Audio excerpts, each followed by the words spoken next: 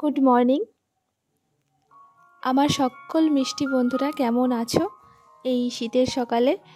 আশা রাখি যে যেখান থেকে আমার ব্লগটি এখন দেখছো তোমরা সকলে খুব ভালো আছো,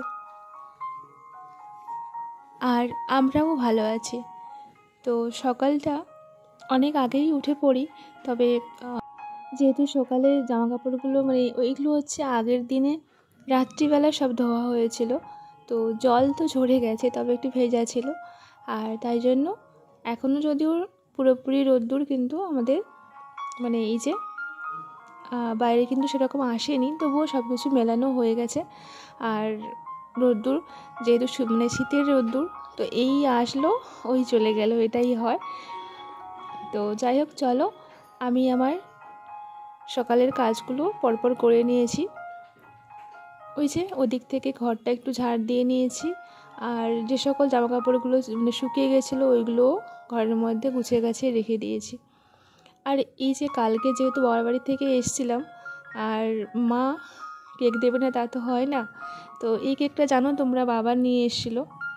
ও আচ্ছা, তোমাদের তো বলাই হয়নি। হ্যাঁ, এটা কিন্তু ওই যে 26শে ডিসেম্বরের ব্লগটা, হ্যাঁ মাঝখানে তোমাদের সঙ্গে শেয়ার করা হয়নি, তো আজকেই শেয়ার করছি। তো তারপরের দিন সকালবেলা ছেলেকে ওই যে কেক দিলাম, আর একটু দুধ গরম করে দিয়েছি, আর ওটা খেয়ে টেয়ে নিয়েছে। আর তোমরা তো জানো ওকে আগের দিনে যেহেতু ডাক্তার দেখিয়ে নিয়ে গেছিলাম, অনেকগুলো ওষুধ দিয়েছে, আর ওষুধ খেতে ও একটুও পছন্দ করে না আমার মতন।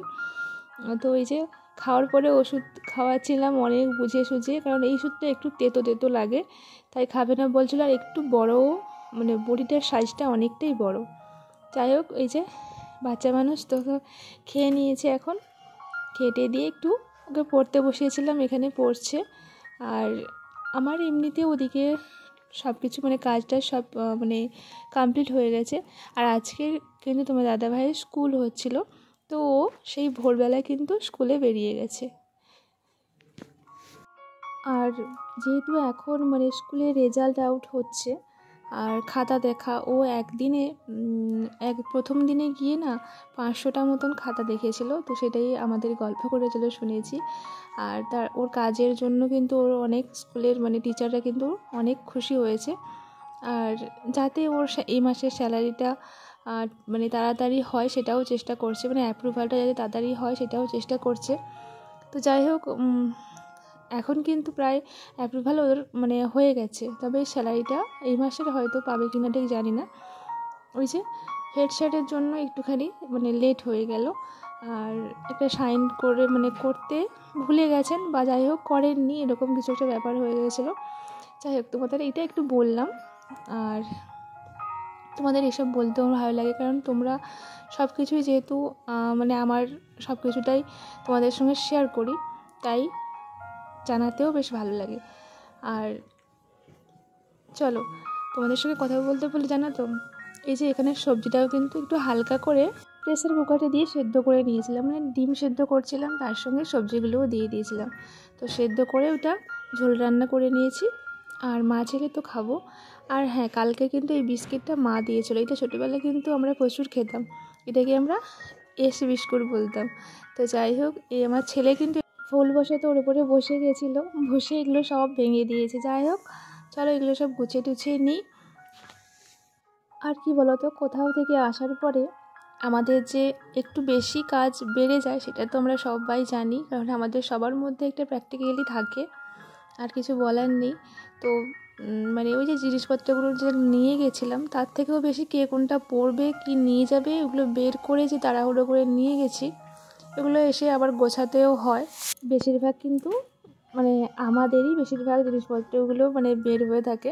তবে আমার শাড়িটারই সেরকম কিছু এরকম এবারে বের করিনি, জানি একটাই পরে যাবো, ওটাই নিয়ে গেছি। আর সকালে গেছি আর বিকেলে চলে এসেছি, বিকেল নয় সন্ধ্যের দিকে চলে এসেছি। আর আমার ওই সাজগোজের যে জুয়েলারিগুলো ওইগুলো এলোমেলো হয়ে সব এদিক ওদিক হয়ে আছে, এই যে দেখতে পাচ্ছ। তো ওইগুলোই একটু গোছাবো এখন। আর চলো, তোমাদের সঙ্গে কথা বলতে বলতে এগুলো গুছিয়ে নিই। আর যেহেতু শীতের এই যে ছোটোবেলা, আর সকাল থেকে যেহেতু ঘরের এক্সট্রা কাজগুলো যেগুলো থাকে সেগুলো তো আমাদের করতেই হবে। আর এরকম ঘর যদি অগোছানো হয়ে থাকে সেটা কারোরই ভালো লাগে না। কোথাও থেকে ফিরে ওই যে ফেলে রাখা যে কাজগুলো ছিল সেইগুলো পরিপাটি করে এখন গুছিয়ে নেব ঝটপট। আর আমার এই যে জুয়েলারি বক্সগুলো আছে, বেশ সুবিধা হয় এখন, মানে কোনটার মধ্যে কোনটা রাখি সেটা তো সব কিছুই জানি। তো ওইগুলো 3টে বড় আর মিডিল আর একটা একেবারে স্মল, তো এভাবেই সাজানো থাকে। আর জিনিসগুলো রাখতেও বেশ সুবিধা হয় এই বক্সগুলো। যাই হোক চলো, আর ওইগুলো কথা বলতে বলতে গুছিয়ে নিয়েছি। কিছু কিছু জিনিস বের করেছিলাম, তবে মানে সেরকম কিছু নিয়েও যাওয়া হয়নি, যেহেতু মানে যাওয়ার প্ল্যান হঠাৎ করে হয়েছে, তাই একটা কোনো রকম পরেই চলে গেছে ওরকম। তবুও কিন্তু সেই কয়েকটা জিনিস এলোমেলো হয়েছিল। আর এইদিকে জানো তো, এই যে টিভির কাজটাতেও অনেক দিন মোছা টোছা হয়নি সেরকম, তো সেটাও মুছে নিলাম। আর ঘরের মধ্যে এখন বেশ মানে ওই যে ধুলোর কাজ না হলেও সেই প্রত্যেকটা দিন মানে ধুলোগুলো কোথার থেকে যেন চলেই আসে। যাই হোক, এগুলো একটু হালকা করে মুছেই নিই। বেশি মুছলে আমার এমনিতেই ঠান্ডা, আর মানে ঠান্ডার সময় ওই যে হাঁচি টাচি হয়, ডাস্টের অ্যালার্জি আছে, তারপরে ঠান্ডা থেকেও হাঁচি হচ্ছে। আবার যদি ডাস্ট বেশি আমি করি তাহলে আর বলতে হবে না, মানে সকালে এমনিতেই হাঁচি শুরু হয়ে যায়। তো তবুও করতেই হয়, যেহেতু ঘরের এগুলো মানে প্রত্যেকটা দিন করে রাখি। আর জানো তো, এইগুলো কেনার মানে রাখার জন্য এই ঝুড়িটা কিনেছিলাম মেলা থেকে। 5 টাকা 7 টাকা নিয়েছিল। ঝুড়িটা তো খুব পছন্দ আমার। 7 টাকা নিলেও বেশ সুন্দর লাগছে, তাই না? আর আর সকালের বেশিরভাগটাই আমার ওই রান্নার কাজটাই মনে হয় একটু দেরি হয়, কেটে কুটে ধুয়ে রান্নাবান্না করতে অনেকটা লেট হয়ে যায়। তো তার জন্য রান্নাটা আগে সেরে নিই, আর তারপরেই কিন্তু চলে আসি আমার ওই যে আসবাবপত্রগুলো, মানে কয়েকটা জাস্ট, তো ওইগুলো একটু মোছামুছি করে ক্লিন করে রাখি, দেখতে ভালো লাগে। আর ছেলের যে কয়েকটা ওষুধ ছিল সেগুলো একটু এখানে এই মানে বক্সের মধ্যে রেখে দিয়েছি, যাতে ভালোই হয়, ছেলেও ধরে নিয়ে যেতে ওরও সুবিধা হয়। ওকে যদি বলি ওষুধটা নিয়ে আসো, তো নিয়েও চলে যাবে। তো এটা কয়েকটা রেখে দিয়েছি।